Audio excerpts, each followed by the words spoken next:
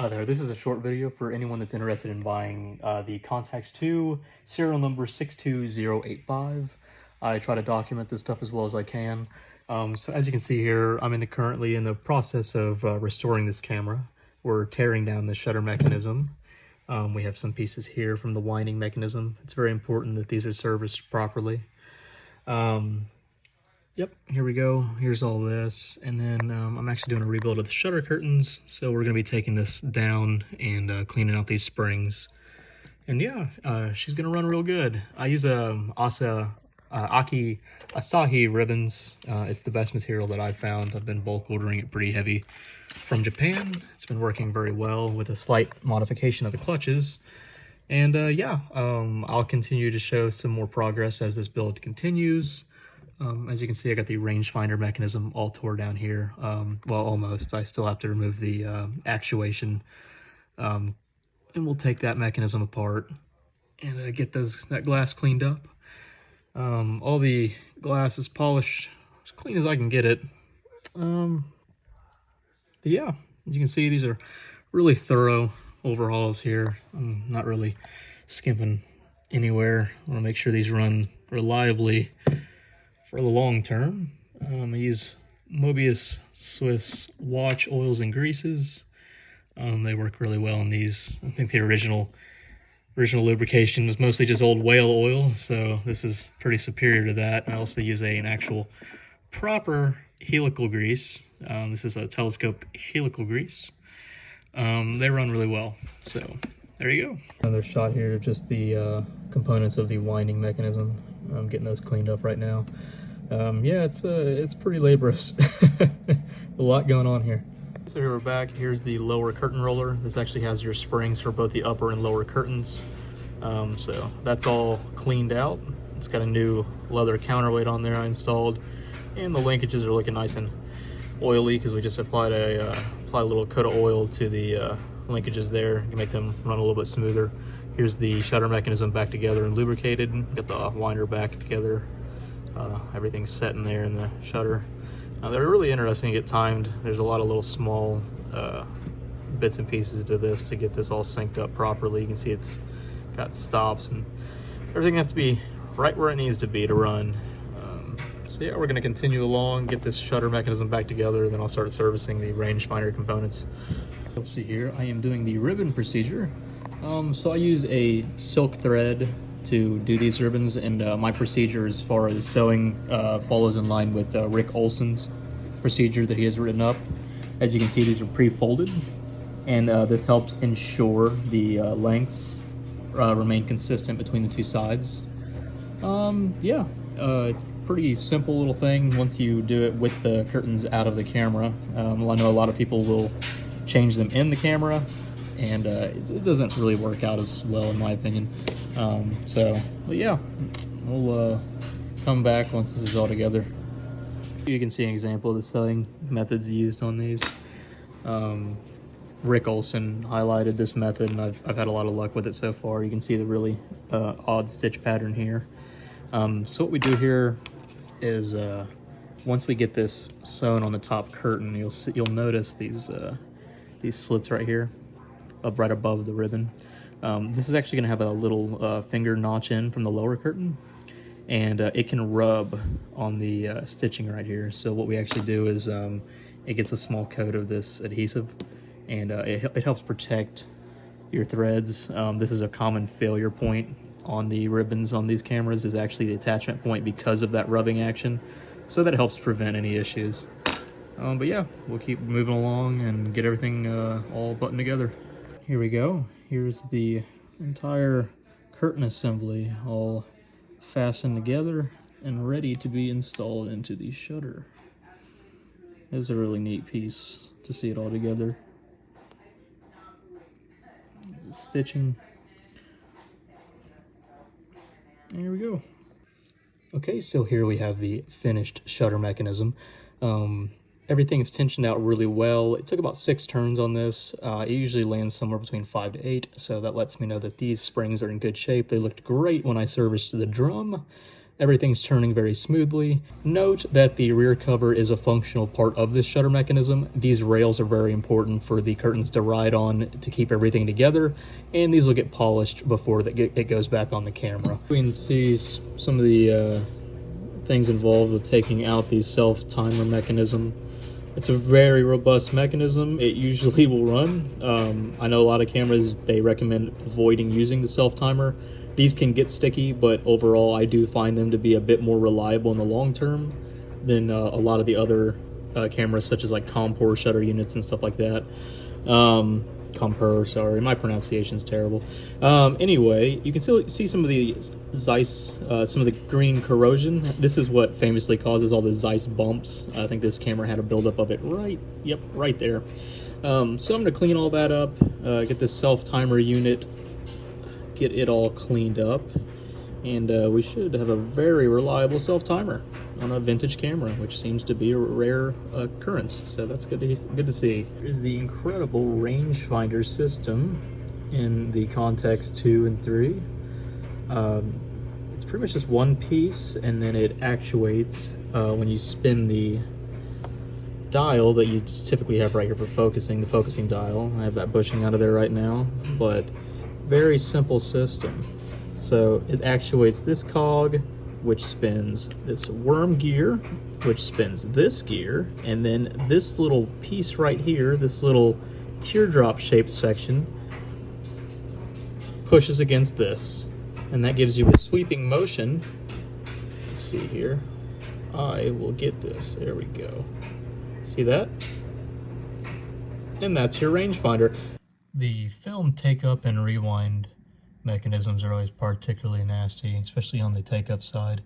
This spring's always just caked in this really nasty grease, you can see here.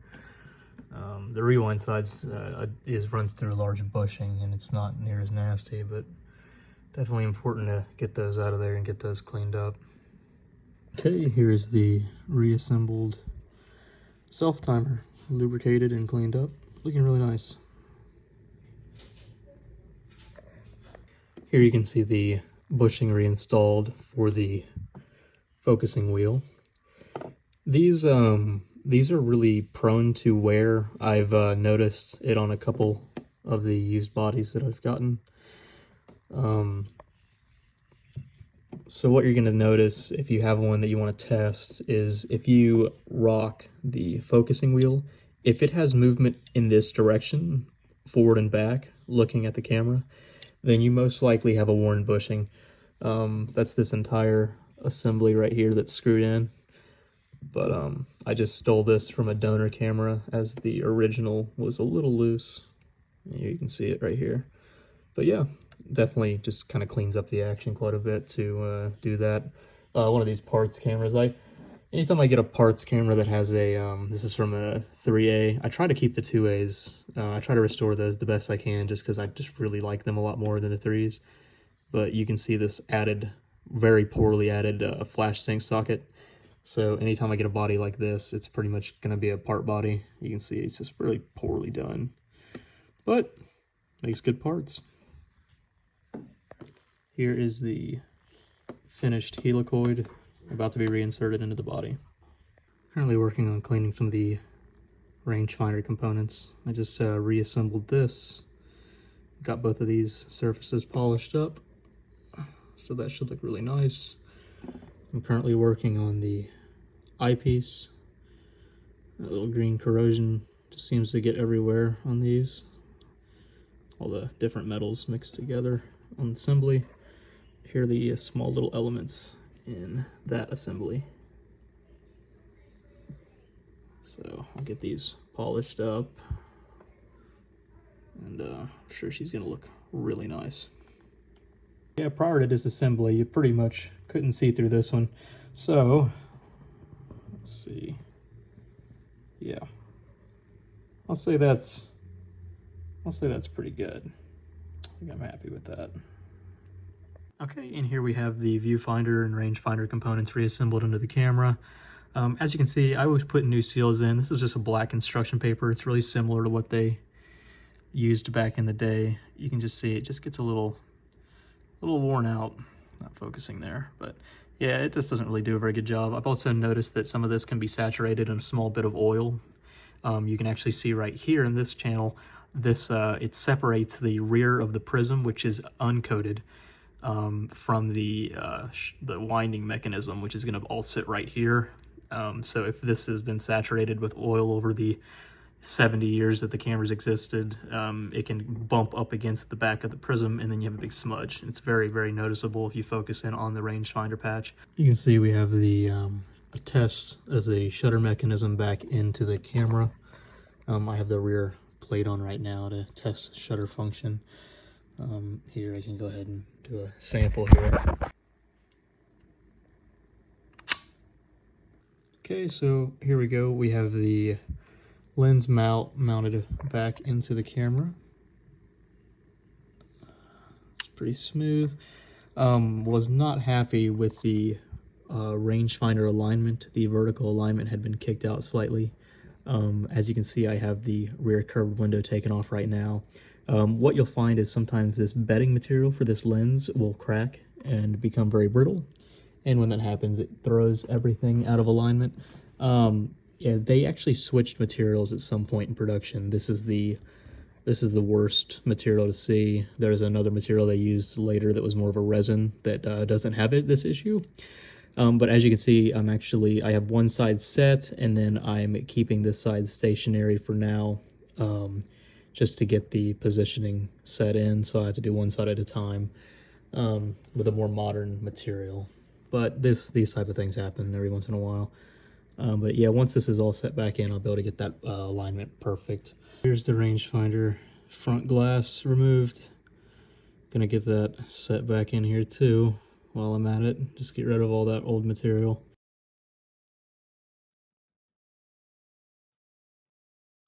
Okay, the rangefinder and lens mount are all synced up and infinity has been set. So this is the final position. Everything's very clean. Here, I'll give you a quick sample. Okay, here's a demo of the rangefinder. You can see the patch is very bright. Obviously way within close focusing distance here, so it's not going to line up at all. But you can definitely get a sample for the clearness of this rangefinder. Here you can see the rear covers back on, and I have replaced the light seal material with a more modern material. So the inner top cover is going to go on now. I took all the leather off of that, so I'll be restoring all the leather together on reassembly. And yeah, going back together. Okay, and here's the camera all back together, minus everything that actually makes it look nice. There we go. So yeah, this will look real good once all the leather and protective chrome is on it. Just a basic condition of the leather. I'm gonna get that reapplied now. Okay, here we have all the leather reapplied, looking really nice. Everything came out great. This area can get a little messy, but looks pretty good. They thinned that section out pretty heavily because that little lump is part of this front cover. And you can see the front cover's on as well. And then the upper strap of leather looks really nice. So yep, now the top cover can go on along with the upper dials, and we'll be on a home stretch. Besides the rear cover, which still needs restoration. Okay, and we have the whole camera assembly back together, aside from the rear plate that I'm still working on restoring. You can see everything just came out very nice. It's always so satisfying to see these come back together so well. Shutter's working perfectly, very smooth and winding. This is the 50th. You can hear that in mechanism engaging. And 12/50th is just very fast. We can go to bulb mode here. Very nice. Here's 1/2 second. It's just functioning absolutely perfect. Can't really ask for much better than that. Just a really nice looking little camera. We can probably get somewhat of a view of the Yes, there we go. You can see the rangefinder is very clear. Very clear. Very happy with how well these tend to clean up. Those prisms are pretty robust. They just get hazed up over the years. Self-timer works perfectly. Set it to a 10th and throw that self-timer on. Oh, you had to close it. There we go. Yeah, I tested the self-timer. I didn't realize that the on and off switch is not a spring switch, so you can engage it or disengage it. So